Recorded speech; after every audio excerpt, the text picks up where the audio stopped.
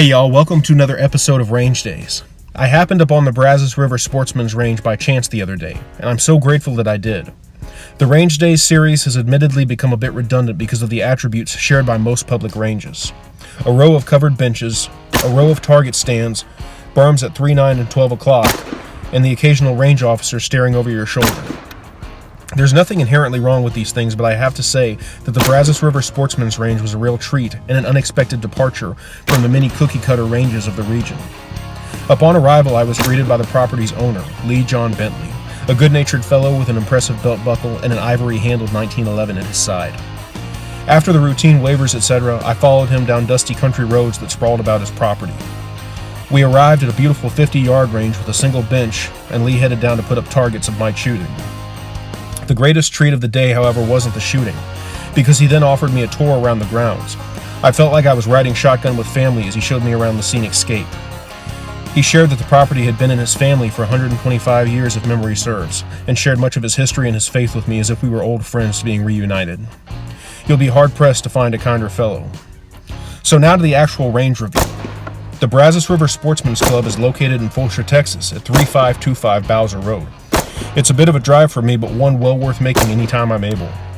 I chose the 50-yard range to zero some backup irons on a carbine. Other than a few pesky mosquitoes that took off after the powder started burning, it was extremely pleasant.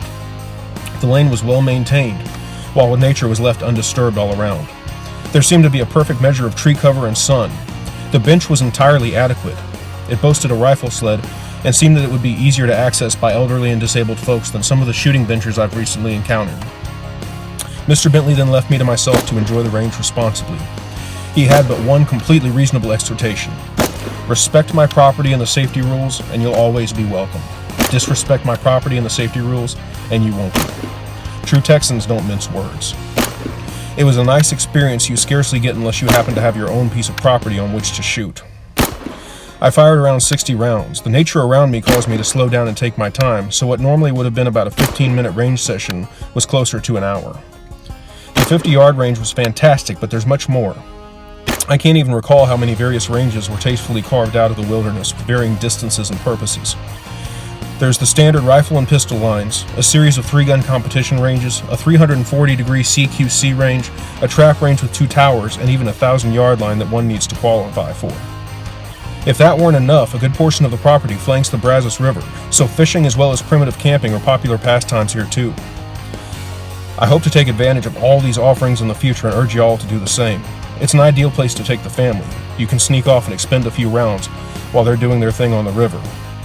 In closing, this is probably the longest review I've ever done, with good reason. No other public range can offer the experience this one does. For good folks, good scenery, and good shooting, the Brazos River Sportsman's Club is a must visit. Thank y'all for watching. God bless.